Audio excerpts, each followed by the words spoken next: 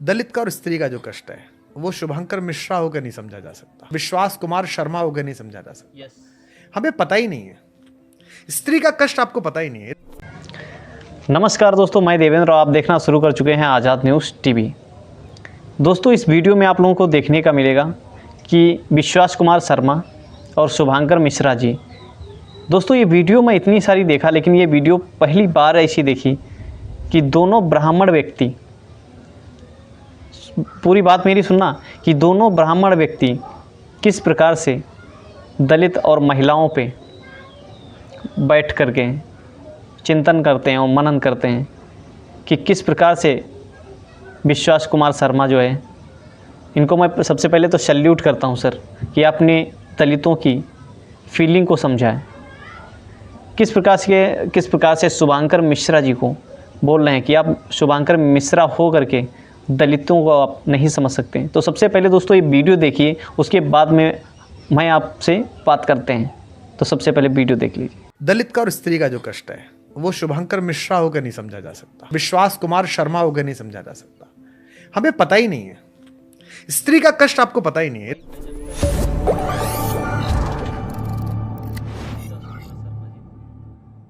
एक सवाल मेरे मन में हमेशा आता है कि दुनिया के जो बड़े धर्म हैं वो क्रिश्चियनिटी, इस्लाम, हिंदुज़म और फिर बौद्ध के बारे में चर्चा होती है।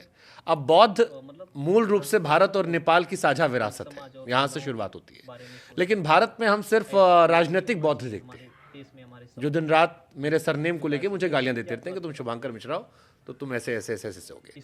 भारत में बौद्ध धर्म क्यों खत्म हो गया? कि एक जमाने में सुनते हैं कि बड़ा विस्तार हो गया था और मूल विरासत भारत और नेपाल की है, हिंदुस्तान में नहीं है, चाइना में फैला हुआ है, जापान में है, दुनिया के कई और देशों में है। यहाँ क्यों गायब हो गया? आप तो आपने दुनिया देखी है, शायद आप बेहतर समझा सकते हैं। आप साइंस के विद्यार्थी रहे, आपने 11th में एक शब्द पढ़ा होगा, रेफरेंस फ्रेम। रश्मि गैलिडे की किताब में आता था। तो हमने समझा रेफरेंस फ्रेम क्या, गुरुजी ने हमें समझाया। रेफरेंस फ्रेम मतलब आप जहाँ हो उस काल, उस स्थान, है ना, और उस वातावरण के हिसाब से उस चीज़ की व्याख्या करें। जैसे भारत का इस्लाम सऊदी अरब के इस्लाम से अलग है, लोगों को लगे एक जैसा नहीं है, बिल्कुल अलग है। हमारा एक दोस्त है, वो मुसलमान है, उसकी माँ इस्लामिक टीचिंग्स की प्रीचर है, जो भी उर्दू में उसे कहते हैं। वो एक दिन उसके घर पे आई थी, वो अलग फ्लैट में रहता था। रात को पार्टी हुई होगी, शनिवार को बियर की बोतल पड़ी थी, गंदा बंदा उसका बदबू मार रहा था फ्लैट। तो उसकी माँ उपदेश दे के आई थी मस्जिद से, जहाँ से जाते हो। उन्होंने कहा कि नालायक है तू, ऐसे रहता है, गंदे तरीके से रहता है, तू पिछले जन्म में कुत्ता रहा होगा।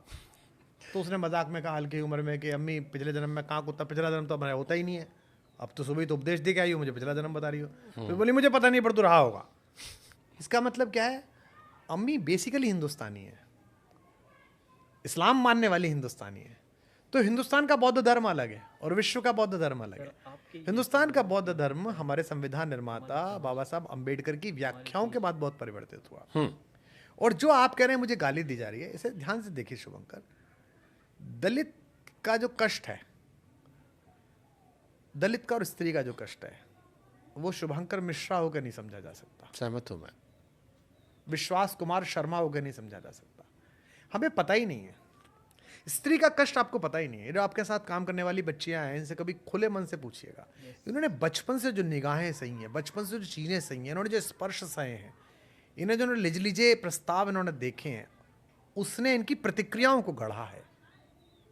ये अगर इस नाराजगी से भरी हुई है पुरुषों के खिलाफ, तो इसकी पूरी व्याख्या समझिएगा, दलित की व्याख्या समझिएगा। कितने हजारों वर्षों तक इस पूरी व्यवस्था ने उनको किस हाशिए पर रखा है, उनके साथ क्या क्या किया है, कि उन्होंने हर बार अपने जन्म और इस जाति में जन्म होने के कारण उन्हें बार बार इस पर विचार हुआ है। तो अब अगर चीजें जब बराबरी पे आ रही हैं थोड़ी थोड़ी, उसमें कुछ प्रतिक्रियाओं के शेड बचे रह गए, तो उस पर सवर्णों को इतना नहीं कुल बुलाना चाहिए बॉस। अगर माँ बाप की छोड़ी हुई जायदाद का आप मजा लेना चाहते तो उनके छोड़े हुए कर्जे का भुगतान भी आपके औलादों को करना पड़ेगा। ऐसा तो हो नहीं लगा कि बैंक का पैसा ले लिया, पिताजी मर गए, मैं कहाँ से दूं, मकान किराए पे यही चला जाएगा, इसकी लग जाएगी अभी बोली।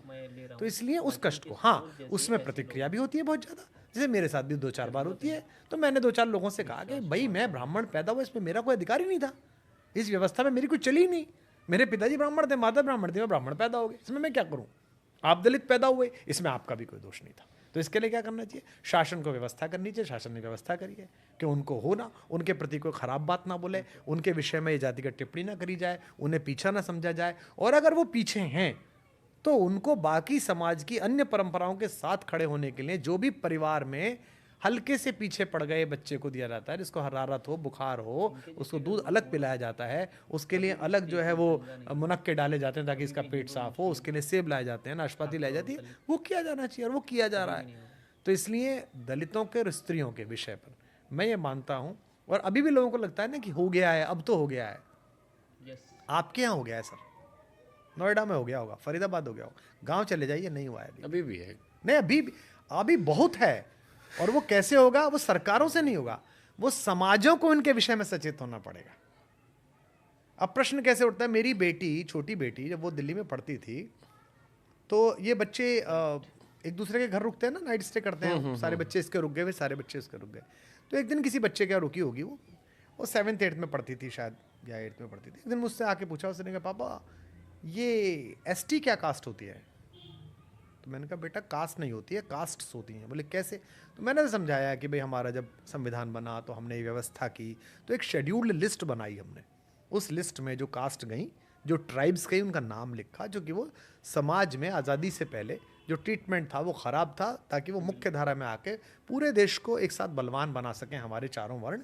इसकी व्यवस्था हमारे संविधान निर्माताओं ने की, हमारे पूज्य पुरुषों ने की, हमारे क्रांतिकारियों ने जिन्होंने इस देश को गढ़ा उन्होंने की। तो वो पीछे थे।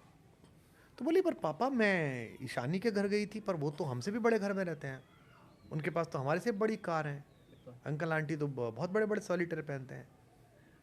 तो मैंने कहा बेटा वो अभी पहनते, उनसे 3 जनरेशन पहले नहीं पहनते थे, 2 जनरेशन नहीं पहनते थे, फिर ईशानी को क्यों इसका वो मिलना चाहिए, लाभ मिलना चाहिए? ये क्वेश्चन है उसके मन में आया है। लेकिन ईशानी का परिवार ST नहीं है, ST तो बहुत है। ईशानी का परिवार ही SC नहीं है, SC तो बहुत है। तो उसमें थोड़ी सी कमियां होंगी, थोड़े कॉम्प्लिकेशंस आएंगे बॉस। लेकिन जैसे कहते हैं ना कि इतने पत्थर मारने के बाद आप पे ज़रा सी धूल उड़ी और आपके कालीन गंदे हो गए। ये थोड़ी सी रिएक्शन चल रही है, ये ख़त्म होगी, ये ख़त्म धीमे धीमे होगी। जिस दिन भरोसा बैठ जाएगा मनुष्यता के एक पूरे वर्ग को व्यवस्था ने, जो कि सनातन धर्म की नहीं थी बॉस, फिर कह रहा हूं, जो 1000 साल इस देश में संस्कृतियां आई, उन्होंने जाति बनाई, हमारे यहां नहीं थी जाति। सनातन धर्म में कोई जाति इस तरह की नहीं थी, कर्म के कारण थी। चातुर्वर्ण मया सृष्टि गुण कर्म विभागशः, गुण और कर्म के कारण थी। आप इसलिए नहीं कि आप मिश्रा जी के लड़के में इसलिए मिश्रा हो गए, नहीं जी, पढ़ोगे लिखोगे, दान देना दान लेना, विद्या देना विद्या लेना, यज्ञ करना यज्ञ कराना, 4 काम होते हैं तो ब्राह्मण हो, नहीं तो नहीं हो, दूसरा काम करो।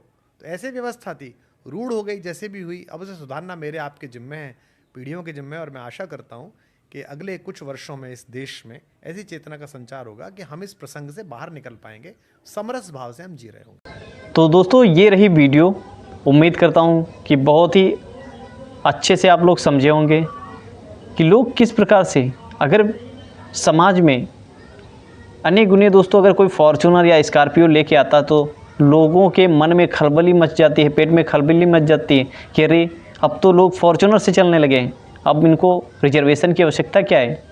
लेकिन मेरे दोस्त, शायद आप नहीं सोच रहे होंगे ये कि इनके जैसे तो बहुत सारे लोग नहीं होंगे, लेकिन आज भी गांव में, शहरों में आज भी लोग जाति के नाम पे प्रताड़ित किए जाते हैं। उनके घर में लोग खाना तक नहीं खाते, उनको जाति सूचक शब्दों से अपमानित किया जाता है, चलते चलते उनको अपमानित किया जाता है। जो दलित होता है ना साहब, वो समाज में, भीड़ में लोग तो गर्व से बोलते हैं कि मैं फला फला ठाकुर हूँ, ब्राह्मण हूँ, लेकिन जब उसका नंबर आता है तो वो अपनी जाति छुपाने लगता है, कहीं ना मेरी इंसल्ट ना हो जाए। ये है तुम्हारा हिंदू धर्म और ये तुम्हारी वर्ण व्यवस्था। तो वही कहते दोस्तों इसी प्रकार से कि मतलब बहुत सारे ऐसे लोग हैं, मैं जातिवाद तो नहीं करता, लेकिन मैं आईना दिखाने की कोशिश करता हूँ कि जिस प्रकार से आप लोग अपनी जाति छोड़ दें और ये दलित समाज के लोग रिजर्वेशन छोड़ देंगे। जिस हिसाब से आप लोग जाति जो है हटाने के लिए आंदोलन करिए, दलित समाज के लोग रिजर्वेशन छोड़ देंगे। इस वीडियो के माध्यम से आप लोग किस नज़रिए से देखते हैं कमेंट में ज़रूर बताना।